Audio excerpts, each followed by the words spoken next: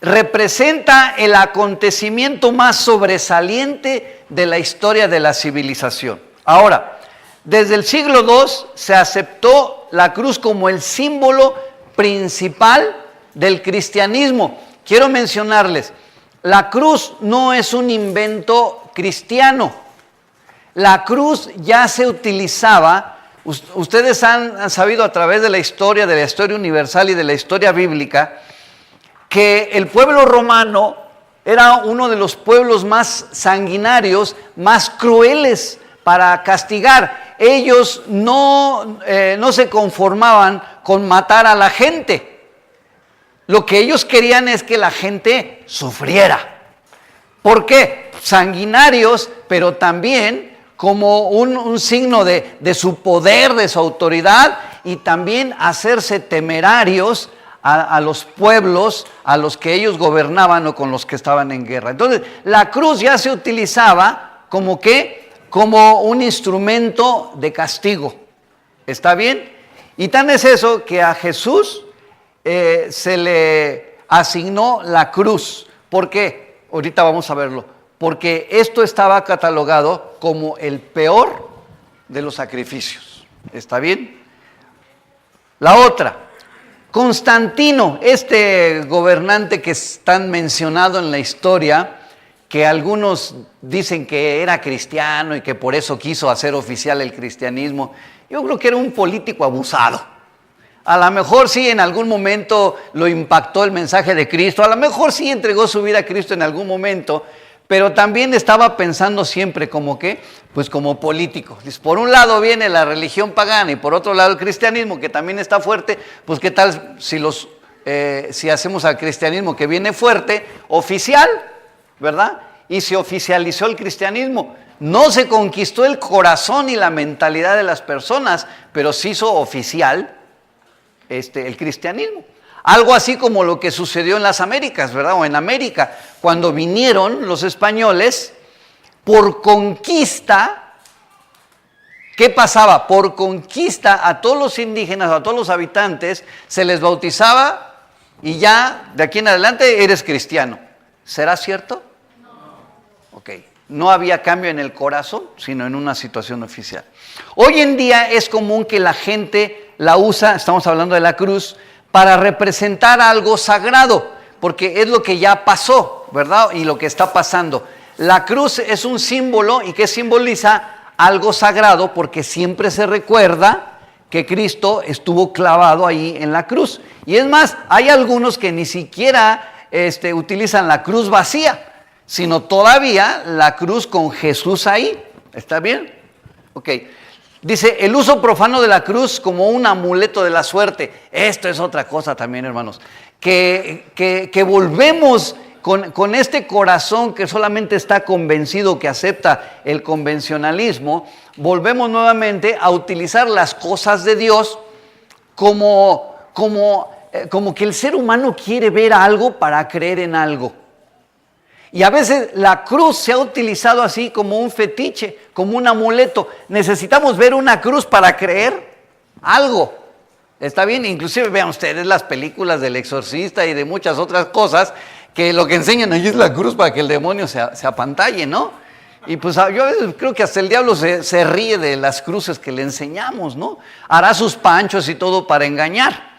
Pero realmente la cruz, hermanos, en sí no tiene ningún efecto, ningún poder. Y es algo que ya pasó. ¿Sí?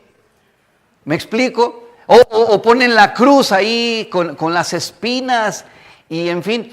Nosotros hemos escuchado historias, por ejemplo, alguien en una ocasión me enseñó una crucesota de este tamaño de plata, valiosa, y que tenía ahí una tirita así de madera. Y dijo, y yo fui a que me la bendijeran allá en Roma porque esta cruz, este pedacito de madera es de la cruz de Cristo auténticamente. Yo caí de rodillas, luego. No es cierto. O sea, sí me explico. Dije, al fin vi la cruz, ¿no? Que alguien no me enseñe un hueso de Jesús porque entonces sí, vamos a quedarle muy mal. Sí, pero a veces hacemos de estas cosas O sea, amuletos de la buena suerte o de la bendición de Dios, o queremos hacerle manita de puerco a Dios para que nos bendiga. ¿Me explico, hermanos? No es posible hacer esto, ¿no? Dice el uso profano de la cruz como un amuleto de la suerte. Fíjense, la resurrección fue un suceso que concretó nuestra salvación y verificó su victoria sobre la muerte. Pero la cruz de Jesucristo nos mostró, ¿qué dice? La gracia de Dios. Entonces, la crucifixión fue un suceso. Pasó una vez y para siempre. Dios dio a su Hijo en la cruz una vez y para siempre. No lo sigue dando. Ya es una situación que ya sucedió. Pero ¿qué nos enseña? La cruz de Jesucristo nos mostró la gracia de Dios. Ahorita vamos a ver que todas las cosas que Jesús hizo, vino a cumplir en alguna forma y hacernos más claro y más explícito lo que sucedía en el Antiguo Testamento. En el Antiguo Testamento lo que se hacía era hacer un sacrificio. Había un altar y sobre el altar se ponía un animal y este animal debería tener ciertas características. Un cordero que no debería tener ningún defecto. Entonces, lo que hacía el que ofrecía el cordero era poner su mano sobre la cabeza del cordero mientras el sacerdote lo mataba y regaba su sangre en el altar. Esto quería decir que ya por la sangre del cordero los pecados del que lo ofrecía eran cubiertos.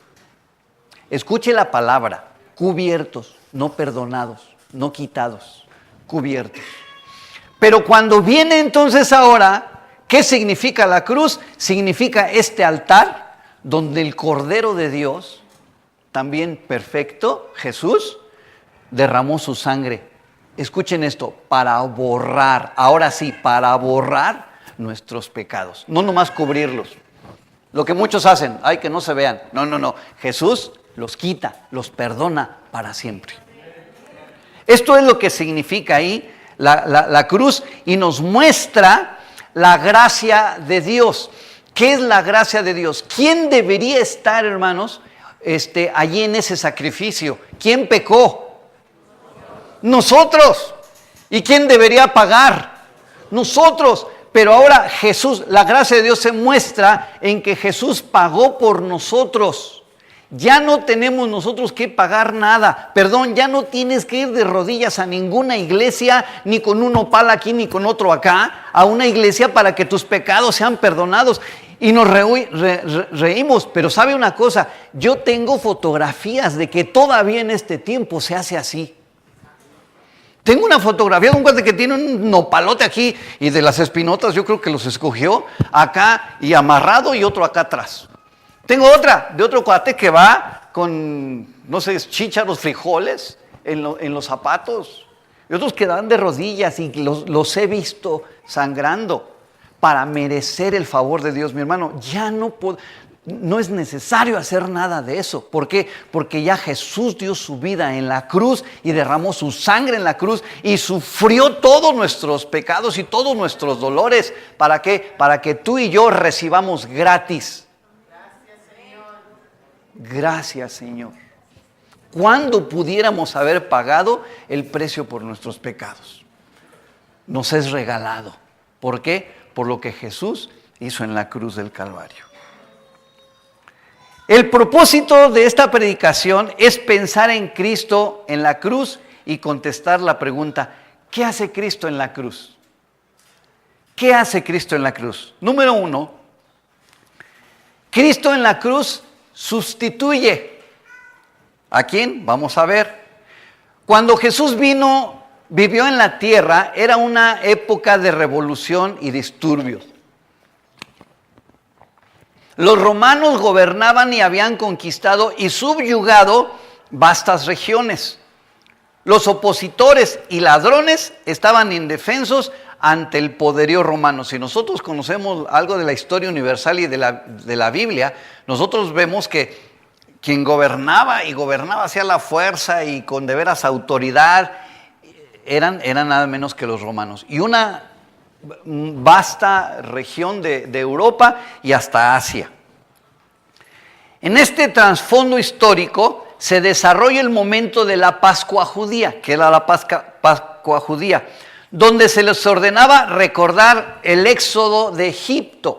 La Pascua celebraba nada menos el momento que Dios sacó al pueblo de Israel del yugo de los egipcios. ¿Recuerdan esta historia en Éxodo? El Señor lo sacó por mano de Moisés, y esto es precisamente la Pascua. Y durante este tiempo de celebración es que sucede nada menos que la crucifixión de Jesús. Qué simbólico, ¿no es cierto? El tiempo aquel el Señor los liberó del yugo de Egipto, y ahora a través del sacrificio de Jesús, Dios estaba liberando no solamente al pueblo de Israel, sino a todo mundo. ¿De qué? Del yugo, nada menos que del pecado. ¿Está bien? Vamos más adelante. ¿Vamos bien hasta ahorita? Fíjense, en la fiesta de la Pascua, para congratularse con el pueblo, el gobernador romano soltaba un preso, el que el pueblo escogiera. Okay. Para esto ya había sucedido que los religiosos de aquel tiempo ya habían, por medio de artimañas, de mentiras, de falsedades, ya habían logrado que a Jesús se le apresara. ¿Sí? Entonces van ante Pilato, ¿para qué? Para que recibiera en ese momento la condenación.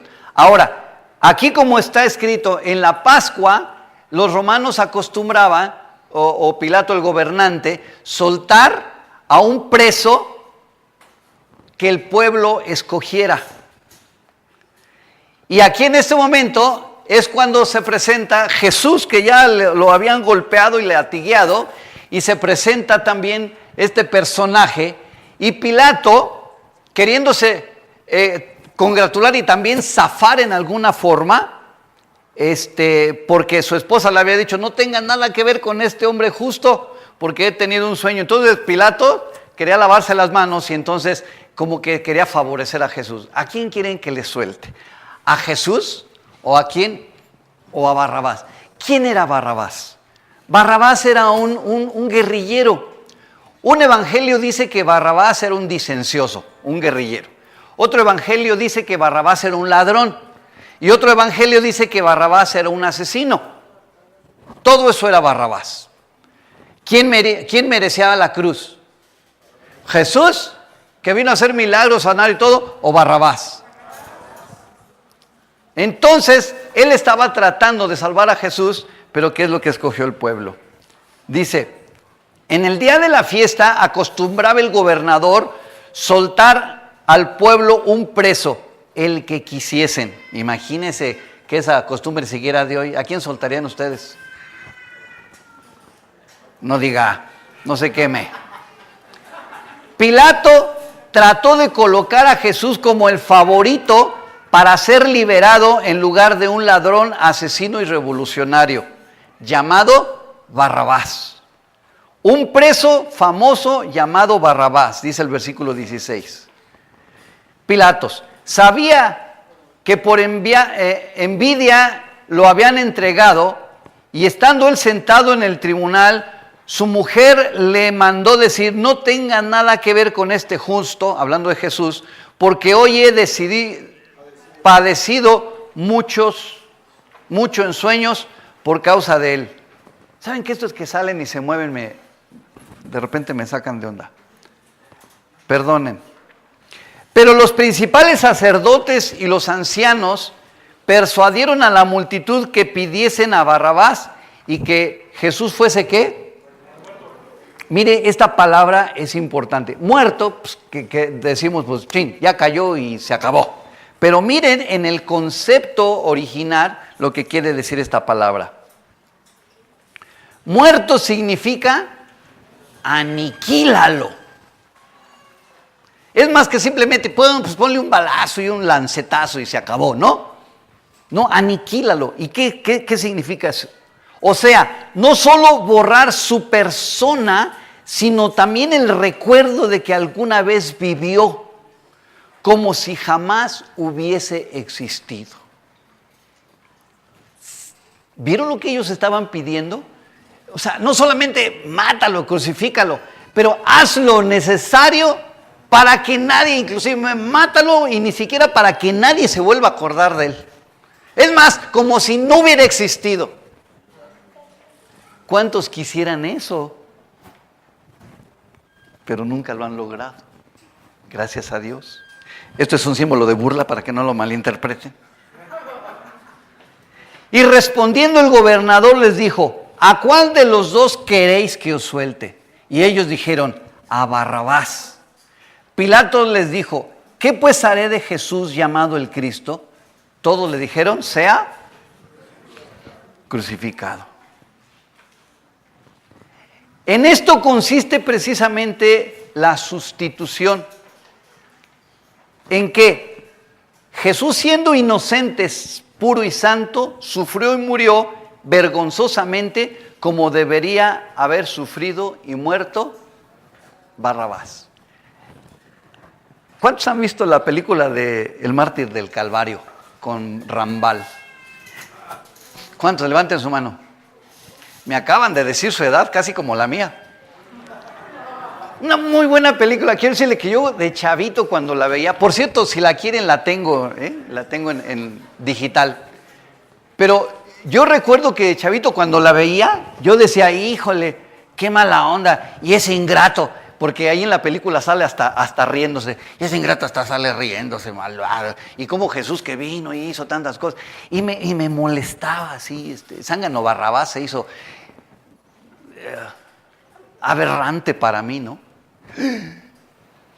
Pero cuando yo supe que era como Barrabás,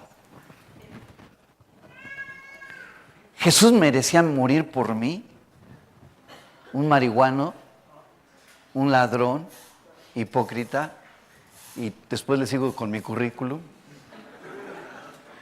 Jesús merecía morir por mí, pues por la muerte de Jesús yo fui libre. ¿Sí me explico?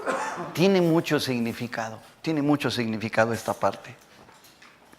Jesús sufrió y murió primero sustituyendo a Barrabás, pero también por los demás miembros de la raza humana.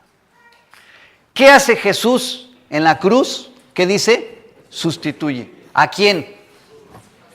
No digas a todos. ¿A quién sustituye Jesús en la cruz? Señálate, no le saques.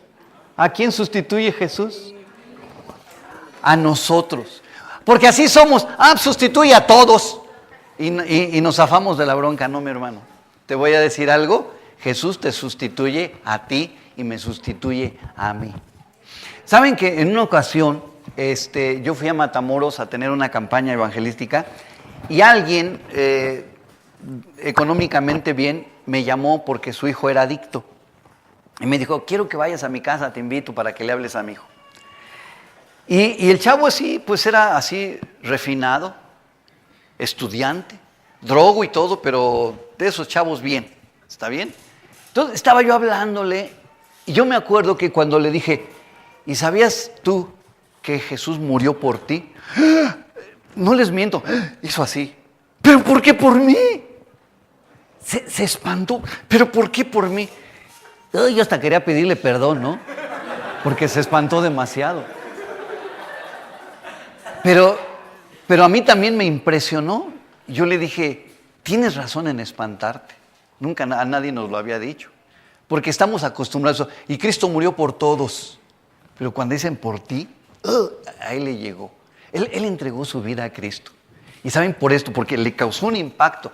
Él sabía y me dijo: yo sabía que Cristo había muerto por todos, ¿no? Pero cuando dijiste por ti es como si algo me hubiera taladrado y de veras yo me sentí culpable.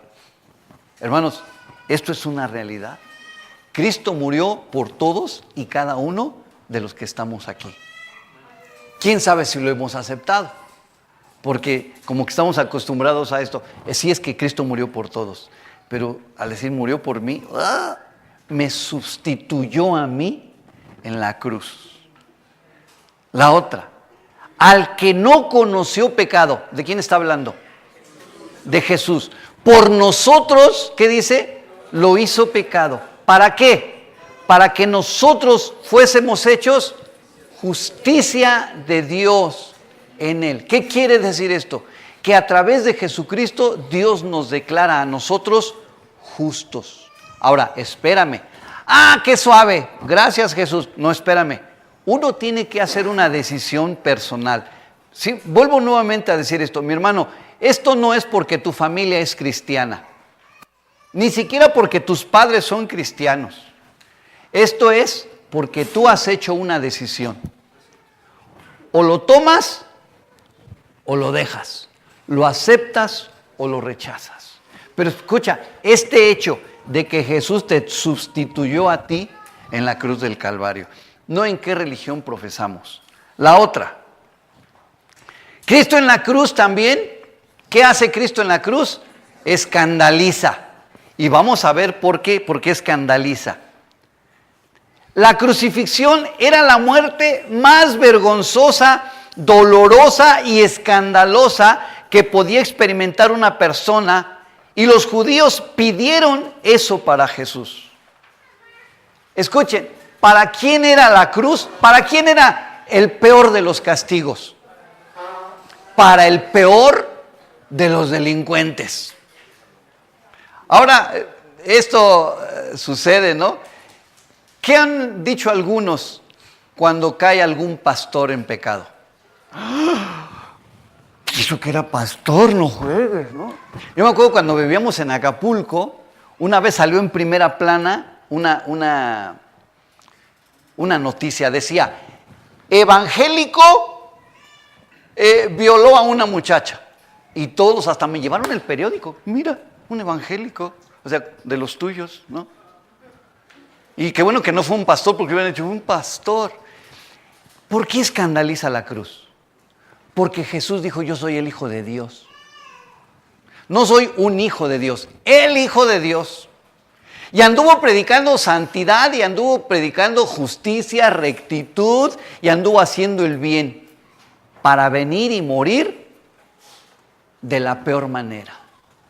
¿Qué dirían aquellos, los que estaban ajenos a la historia? ¿Cómo Jesús? Pues no que andaba predicando, no que muy acá, no que sus discípulos, no que... Míralo en la cruz como el peor de los delincuentes. ¿Es para escandalizar? Es para escandalizar. Dice, la crucifixión era la muerte más vergonzosa y dolorosa, escandalosa que podía experimentar una persona. Y los judíos pidieron esto para Jesús. ¿Qué saña? ¿Qué razón tuvieron para pedir su crucifixión? ¿Qué razón? ¿Sanaba a los enfermos? ¿Multiplicaba los panes? ¿Sí? Pues uno se convirtió y hasta repartió lo que había robado. La gente le dio, hermanos, pero con toda la hazaña posible. Y tan es eso que vamos viendo. Analicemos los rasgos escandalosos de su sacrificio. Entonces los soldados del gobernador llevaron a Jesús al pretorio y reunieron alrededor de él a toda la compañía. 600 soldados estaban cuidando a Jesús. Esto también es escandaloso, ¿no? 600 soldados.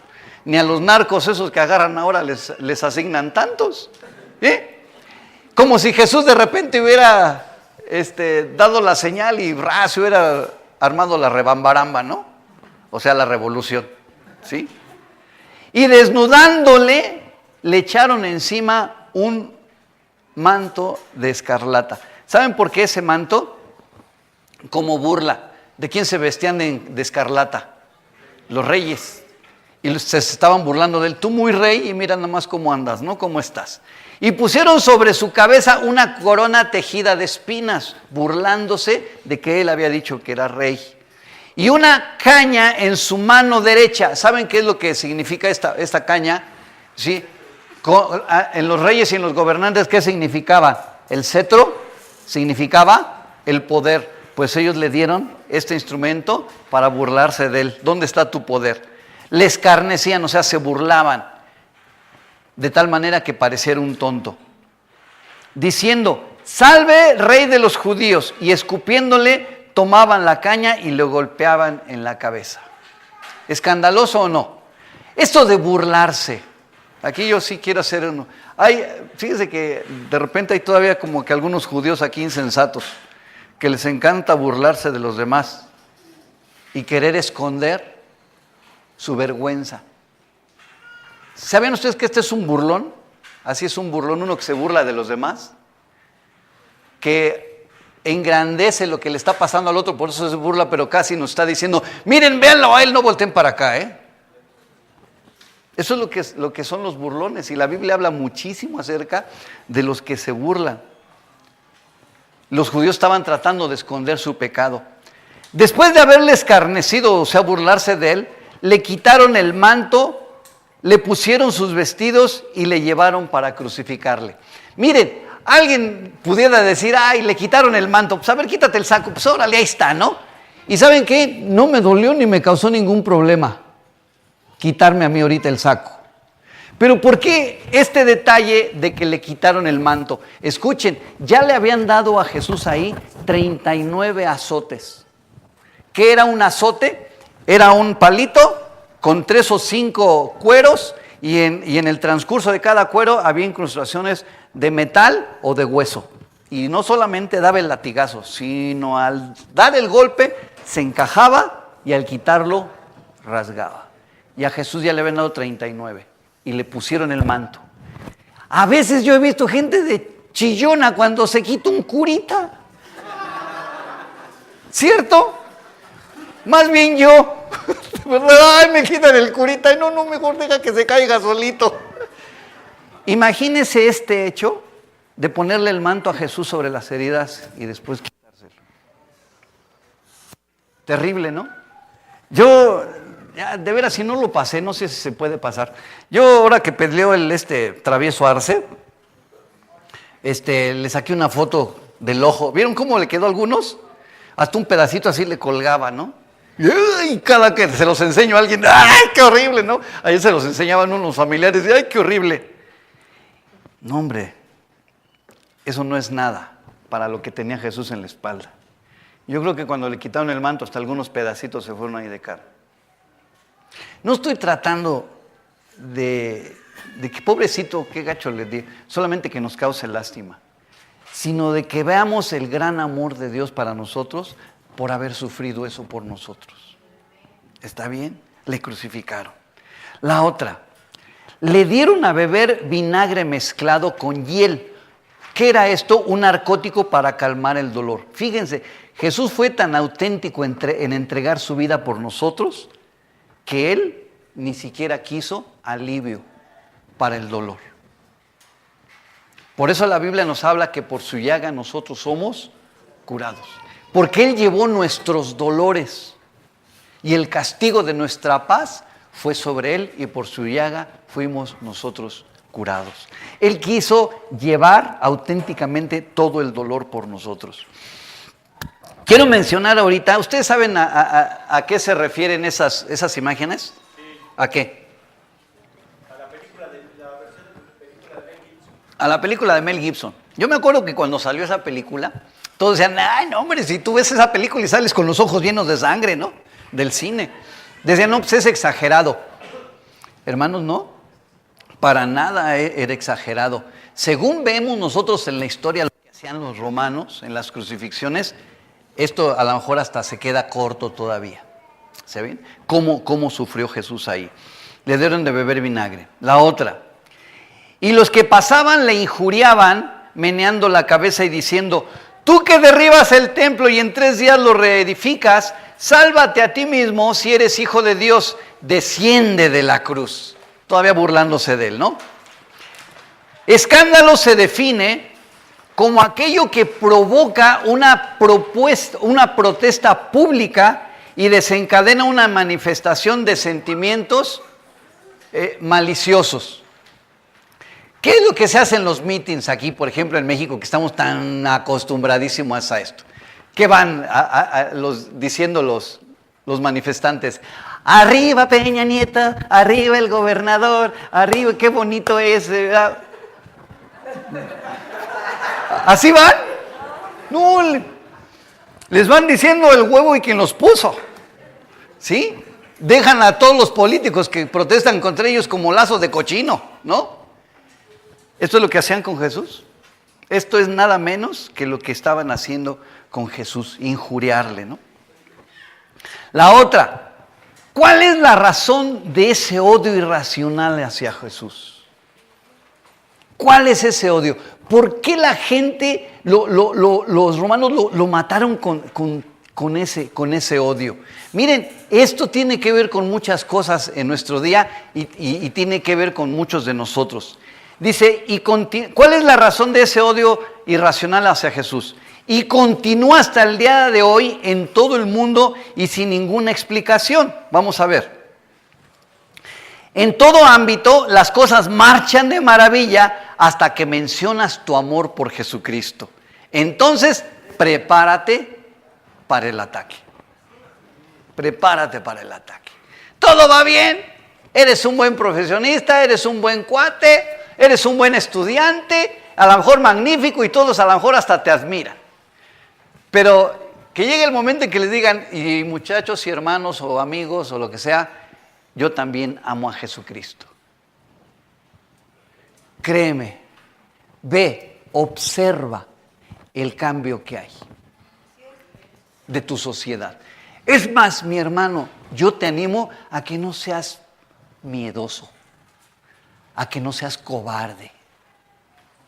Porque muchos no declaran en su sociedad que son cristianos porque saben que se van a hacer acreedores al rechazo. Pero te voy a advertir algo, mi hermano, y no lo digo yo, lo dice la palabra. Que el que me confiesa delante de los hombres, dice el Señor, yo le confesaré delante de mi Padre que está en los cielos. Pero el que me niega delante de los hombres, yo le negaré delante de mi Padre que está en los cielos. ¿Tú sabes delante de quién quieres ser confesado? Yo, mi hermano, prefiero el repudio de la gente, porque soy cristiano, que el rechazo de Dios. El repudio de la gente aquí es temporal. Pero yo prefiero al que me va a dar la eternidad. ¿Sí? Entonces debemos pensar muy bien esto. La otra ya se deshizo esto. Bueno, ¿y qué? No empiecen de criticones, ¿qué? Ya, en todo ámbito. Fíjense, puedes seguir a Mahoma, a Gandhi, a Buda o cualquier otra religión. Puedes estar a favor del aborto o defender los derechos de los homosexuales. Pero cuidado, cuando sepan que le entregaste tu vida a Jesucristo. ¿Cierto o no? Aquí el autor cuenta, yo me acuerdo, ni siquiera voy a mencionar su nombre, de una gobernante en los Estados Unidos que estaba subiendo, políticamente subía, y fue ella nombrada secretaria del gobierno de los Estados Unidos. Y en algún momento ella, en una de sus conferencias, confesó que ella amaba a Jesucristo. Jamás volvieron a saber políticamente de ella.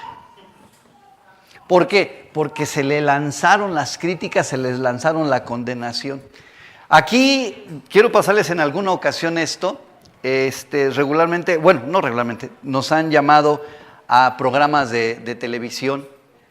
Y a mí en una ocasión me invitaron al canal 40, pues a hablar sobre las drogas. Y dije, pues sí voy, ¿no? Yo de todos modos estoy buscando la forma de dar algún testimonio.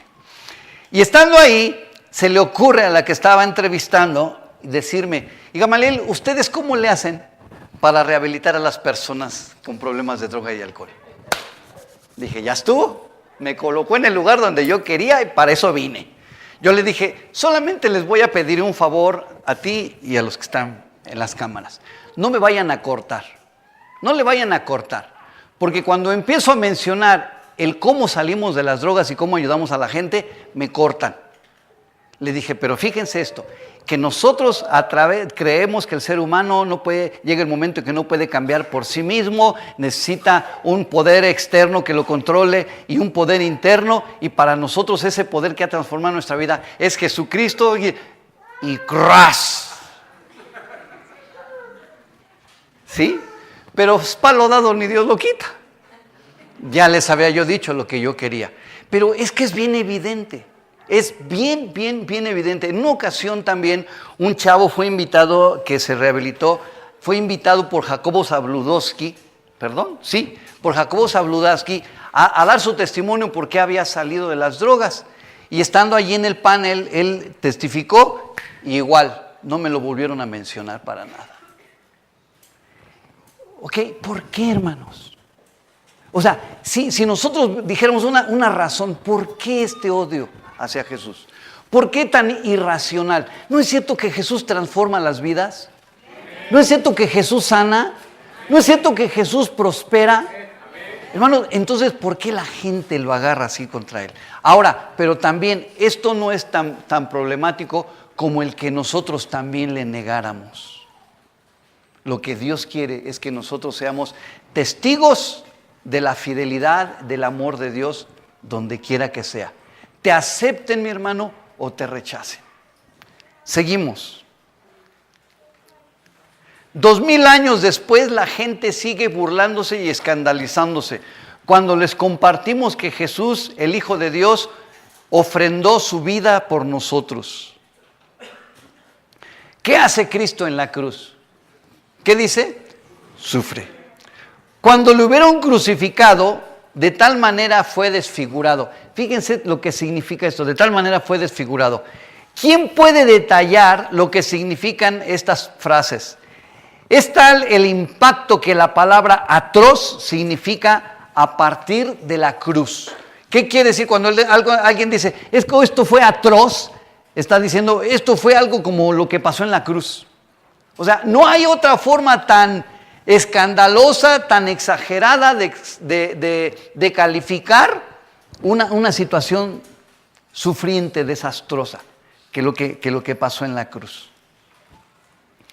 Una muerte por crucifixión incluye todo lo que el dolor puede ofrecer: mareos, calambres, sed, hambre, fiebre, traumática y vergüenza. Escuchen, porque no solamente era padecer físicamente, sino todo el proceso que llevaba a la cruz. Imagínense usted, la Biblia dice que agarraban a Jesús de la barba y se quedaban con los pedazos de barba de él, o los pedazos de cabello de él. Lo que les decía yo del manto, de los golpes, de la burla. O sea, de veras, ¿quién puede aguantar todo esto, no? Pero no era solamente la cruz, el aspecto físico, sino también moral. Es más, empezó, hermanos, en Jesús, desde que sus meros cuates lo abandonaron. Pedro había dicho, aunque a mí me maten, o así que aunque me digan, yo no te dejaré. Pedro, antes de que el gallo cante de 3, tú me vas a negar. Que cante, tú me vas a negar 3 veces. Lo hizo, después de advertido, lo hizo. Lo dejaron sus discípulos, hasta el chiple de Juan, el que se le acostaba ahí, ¿verdad? Hasta ese lo dejó. Y de tal manera que hasta lo agarraron de las vestiduras y él mejor dejó las vestiduras y más vale aquí corrió que aquí quedó. Todos sus meros cuates lo abandonaron. ¿A ti te han traicionado, amigos? Se siente re feo, ¿no? Y te voy a decir algo, ¿alguien de tu familia te ha traicionado, te ha dejado morir solo? Se siente, decía un chavo, se siente regacho, se siente feo. Pues a Jesús así pasó. Todos lo dejaron morir solo, aparte de que lo crucificaron mintiendo, con falso juicio, y después todo el dolor. Esto incluía la crucifixión. La otra, una muerte por crucifixión incluye todo lo que el dolor puede hacer. Las ejecuciones en el siglo I no eran como las actuales. No buscaban una muerte rápida y sin dolor, ni guardar la dignidad. Por el contrario, procuraban aplicar una tortura agonizante que humillara por completo a la víctima. A pesar de que se le hace más énfasis al dolor físico, parece ser que Jesús sufría otro dolor más profundo. ¿Cuál era? La separación del Padre. Miren, esto lo pasamos a veces mucho por alto, pero de veras, ¿Cuántos tenemos un padre aquí? Y no solamente, ya sé que todos, ¿no? Pero un padre que te ha abandonado. Miren, si hay un dolor que yo he visto en muchas personas, grande dolor, es no haber significado nada para su padre o que su padre los haya abandonado. Yo sufrí este dolor también. Yo les digo abiertamente, hermanos, mi papá y mi mamá se separaron cuando yo tenía que escasos 3, 4 años. Y si yo vi a mi papá, les digo unas 20, 25 veces máximo en toda mi vida, fue mucho. Y sí llegó el momento en que yo pude sentir y sufrir la ausencia de mi padre. Dios sanó mi corazón. Y creo que también sanó el de él y nos dio una excelente relación los últimos pocos años que él duró todavía. Pero si hay algo terrible es eso, ¿no? Pues escuchen esto de Jesús. ¿Qué le dolió más esta separación? Dijo, y desde la hora sexta hubo tinieblas sobre toda la tierra hasta la hora novena.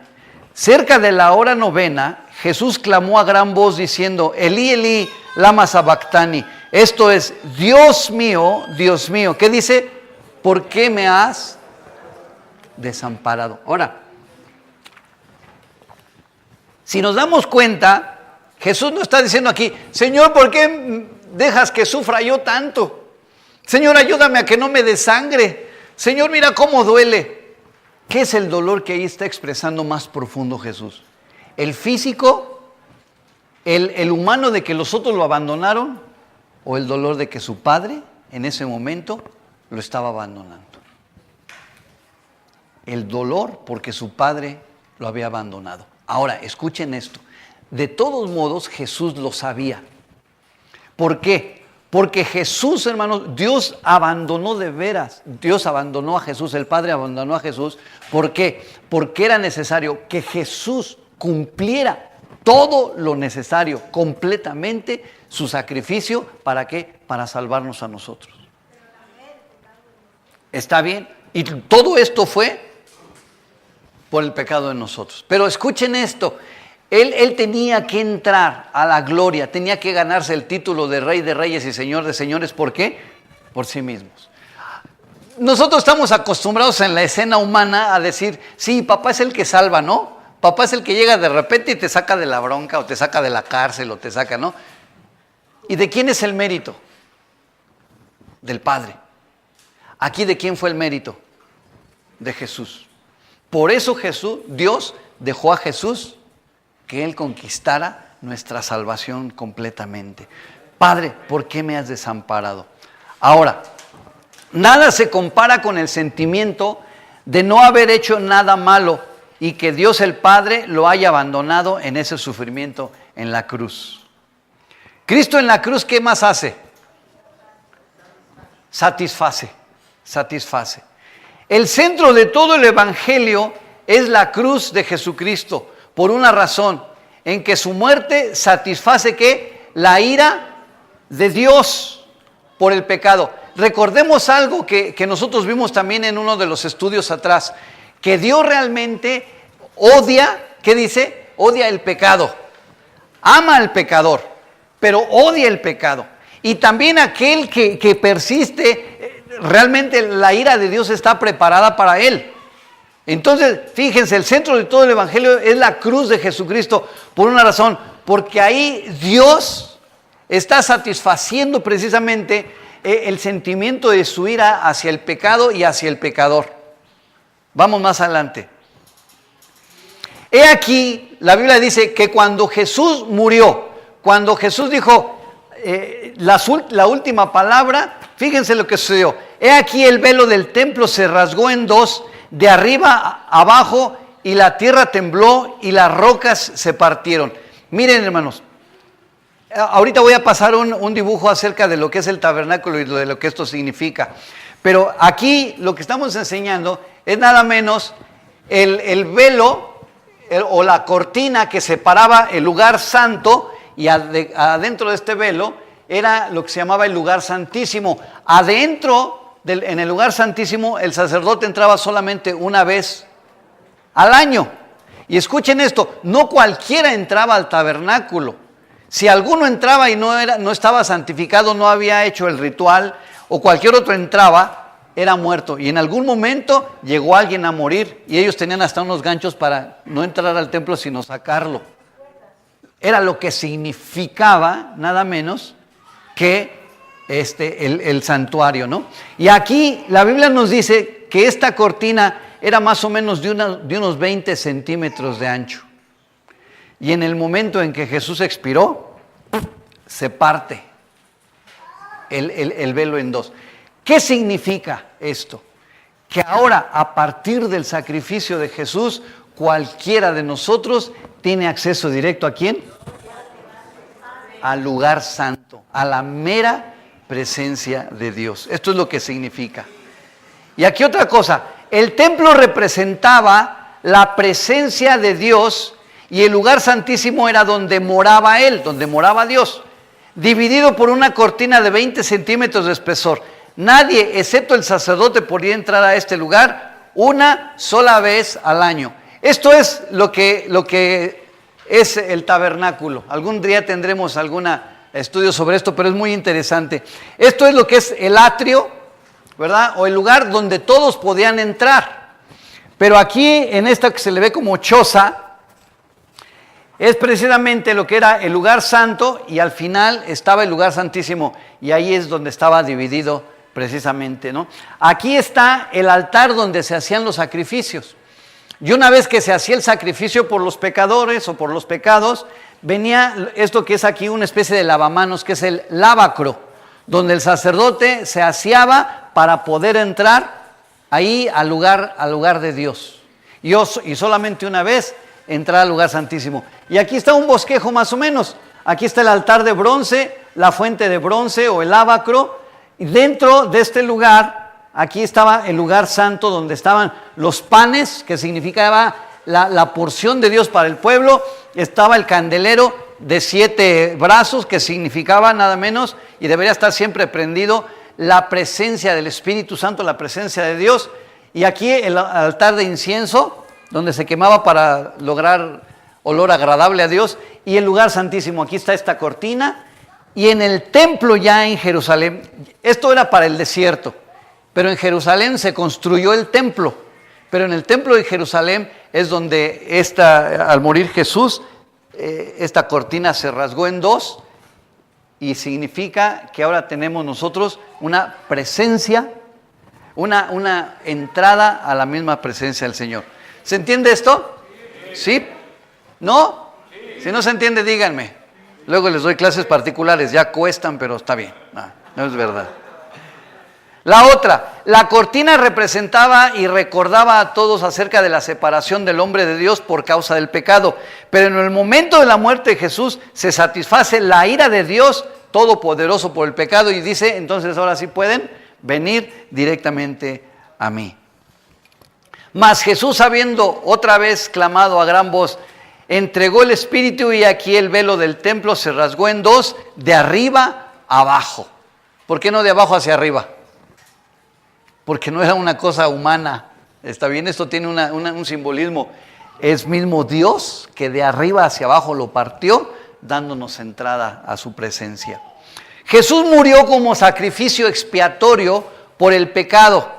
Sufrió, sustituyó y satisfizo la ira de Dios Santo contra el pecado. Y el camino hacia Dios se abrió cuando Jesús dijo, consumado es. En otras palabras, completamente saldada la deuda. ¿Está bien? Algunas personas preguntan por qué Dios no hace algo contra el pecado. ¿Se han encontrado con esas personas? ¿Por qué no Dios hace algo contra los que se están muriendo de hambre, contra el pecado? Pues hay buenas noticias, mis hermanos. ¿Cuáles son? Un Dios santo derramó su ira sobre su Hijo inocente para que nosotros se nos perdonara gratuitamente. Dios sí ya hizo algo por el pecado y las consecuencias. Que el hombre no lo acepte es su problema. Que el hombre siga en sus pecados, que el hombre siga en su estilo de vida perdido, ¿de quién es problema? ¿De Dios? es del ser humano que persiste en andar en la vida de pecado y también sus consecuencias. Pero Dios ya ha hecho todo lo necesario y le costó bastante para que tú y yo tengamos entrada libre a su presencia. Pablo escribió: pero lejos de mí esté gloriarme, sino en la cruz de nuestro Señor Jesús. Conclusión. Ya, codazos para que vayan despertando. ¿Ya? Ok. ¿Tú no tienes cuadernitos de estos? Entonces, ¿dónde está? Un punto menos. Achicón esta semana. Conclusión. ¿Están listos? Escuchen. El sacrificio de Jesús en la cruz es un hecho real. Y hemos dicho, está demostrado. Esto es algo histórico, antropológico. Se puede demostrar. Es un hecho histórico. Comprobado por la historia, la antropología. Pero no significa nada para quien no lo ha experimentado personalmente en el perdón de sus pecados. Yo una vez leí una tarjetita que decía el nombre de la tarjeta. Dice: tú puedes olvidar mi nombre, pero si tú olvidas el nombre de Jesús, estarás eternamente perdido. Y es verdad. Ahora, hay muchos que saben de Jesús, ¿sí me explico? Pero a nivel de una religión, a nivel de un hombre bueno, pero no al nivel de una experiencia personal. Les digo, yo nací en una iglesia, en una familia evangélica, que desde chavito me dijeron: nosotros tenemos la religión efectiva, nosotros creemos en Dios. Yo entonces crecí y todo delincuente y todo marihuano. Yo decía, yo nací en una familia donde tenemos la religión verdadera, la religión evangélica. Nosotros creemos en un Dios, nosotros no somos idólatras. Y me daba yo mis agarrones con los demás que sí creían en los santos y todo, ¿no? Pero andaba igual de marihuano que ellos. Hasta que un día yo entregué mi vida a Cristo y experimenté por primera vez el poder de Dios sobre mi vida, el amor de Dios sobre mi vida. Entonces, mi hermano, de esto se trata.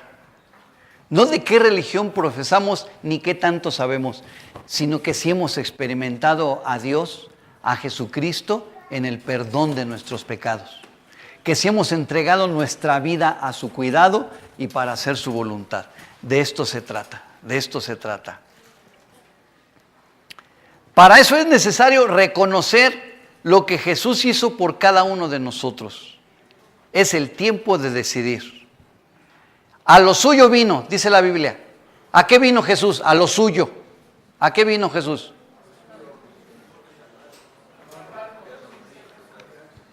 A dar su vida por nosotros. Recuerden, Jesús nació para morir por nosotros. A eso vino Jesús. A lo suyo vino. Y los suyos no le recibieron. ¿Quiénes eran los suyos? El pueblo judío. No le recibieron. Señores, con permiso tantito, ahí aguántenme. Pero más a todos los que le recibieron, a los que creen en su nombre, les dio potestad de ser hechos hijos de Dios. ¿Quiénes son estos? Los que no somos judíos, pero que en algún momento pudimos entender que estábamos perdidos en nuestros pecados e hicimos la decisión de aceptarlo como el Salvador de nuestra vida. Nos ha hecho hijos de Dios. Escuchen, vuelvo a decir esto.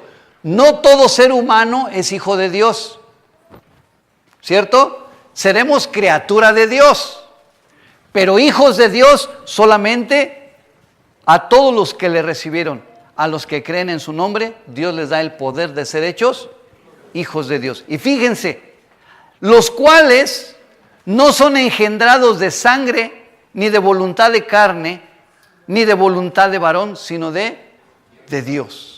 Al entregar nuestra vida a Él, hayas nacido como hayas nacido y de quien hayas nacido, tú desde ese momento eres engendrado auténticamente como un hijo de Dios. Y esta es la decisión de cada uno de nosotros. Así tan sencillo. O le acepto o no le acepto. ¿Sí entendemos esto, hermanos? No estamos diciendo cambia de religión, porque la que tenemos nosotros es acá la efectiva. No. O porque, ¿sabes qué? Alguien me decía en una ocasión, ¿sabías que el 89% de los mexicanos tenemos esta religión? Pues, no se trata de echarle montón al Señor. ¿Me explico? O decir, la mayoría de mi familia son cristianos, por lo tanto, pues yo ahí voy. No se trata de eso. Se trata de una decisión personal, mi hermano. Ya el Señor nos mostró todo lo que debería mostrarnos y Dios hizo todo lo que debería hacer. A nosotros nos corresponde. O aceptamos el sacrificio de Jesús para salvación, o le rechazamos y vamos a la condenación. Vamos a ponernos de pie.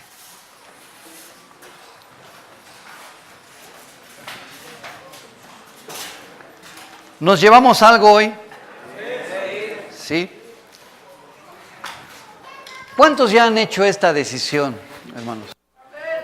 De aceptar a Cristo como Salvador. Levanta tu mano. Así que, ¿te da pena o qué? ¿Te da pena? ¿No? Bájenla, gracias a Dios. Yo veo que es la mayoría de aquí. Ahora, los que nunca han hecho esta decisión, yo hoy una vez más los invito. Abre tu corazón, abre tu mente y haz una decisión el día de hoy. Acepta a Cristo como tu Salvador. Haz esta decisión. Yo creo que esta es la decisión más importante, no solamente de esta vida, mis hermanos, sino es la decisión más importante de toda la eternidad. ¿Cierto o no? No nos estamos jugando solamente la vida aquí, sino también la eternidad.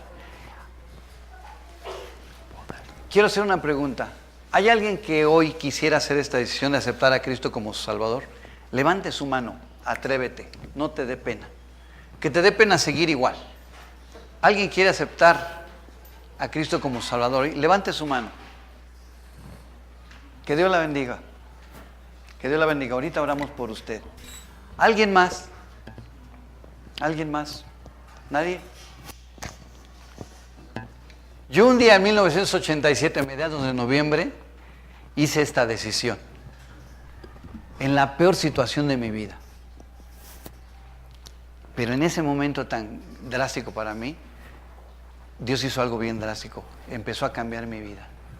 Me liberó de drogas, de alcohol, me liberó de problemas sociales. Me dio una vida completamente nueva, hasta el día de hoy. Y le doy gracias. Y le doy gracias al Señor, porque me atreví a hacer esta decisión. Un amigo mío me dijo, oye, ¿no te da vergüenza cantar y leer la Biblia y todo eso? Le digo, no, me daba más vergüenza cuando andaba contigo de marihuano y de ladrón. Y si era cierto. ¿Y te acuerdas cuando nos quedamos en la calle bien tirados ahí, bien borrachos? Eso sí me daba vergüenza. Y que toda la gente otro día éramos la noticia. Eso sí daba vergüenza. Yo la voy a invitar a que pase aquí al frente. Pase, queremos orar por usted. Alguien que pase. Ale, ¿quieres ayudarle? ¿Alguien más quiere hacer esta decisión el día de hoy? ¿No? Vamos a hacer dos oraciones el día de hoy. Primero, dale gracias a Dios, mi hermano, hoy, por ser salvo, por aquella decisión que hiciste y de lo que te ha causado hasta el día de hoy. Dale gracias, inclina tu cabeza. Gracias, Padre, por haber sabido esto desde hace tiempo. Gracias, Señor, porque la decisión que hice me ha traído una vida nueva. Señor, yo te doy gracias porque desde aquel noviembre de 1972 yo puedo tener la convicción de que tú eres real. Yo puedo tener la convicción, Señor, y te doy gracias porque ahora no solamente yo sé históricamente este hecho de haber muerto en la cruz por mí, sino que ahora tengo la convicción, Señor, la experiencia, porque a través de tu sacrificio en la cruz, de todo lo que pasaste en la cruz, yo hoy puedo tener vida nueva y puedo decirte, Señor, no me quiero morir, pero si sucediera el día de hoy, yo estoy listo para ir contigo, Señor, a la vida eterna. Gracias, Dios. Gracias por darme la seguridad de esta vida y por darme la seguridad de la vida eterna. Gracias, dale gracias al Señor. Y también te doy gracias, Señor, Por esta mujer, tú sabes quién es, que el día de hoy, en una forma tan valiente, hace esta decisión de aceptarte como el Salvador de tu vida. Yo te pido, Señor, que así como comienzas el día de hoy, la obra, la perfecciones hasta el día de tu venida. Que ella pueda, Señor, saber con hechos milagrosos que tú la amas, que tú diste tu vida por ella y que a partir de hoy, Señor, las cosas en su vida van a cambiar. Aunque alrededor siguieran igual, pero sabemos, Señor, que tu amor y misericordia abarca también a nuestra familia. Y tú nos has dicho, Señor, serás salvo tú y toda tu casa. Gracias, Señor. Gracias por esta decisión. Sabemos que hay gozo en el cielo por un pecador que se arrepiente. Es lo que tu palabra nos dice. Gracias, bendito Dios. Gracias. Gracias, Padre. En el nombre de Jesús. Abrace a alguien que esté ahí cerca de usted y ore a Dios por él. Señor, síguelo bendiciendo.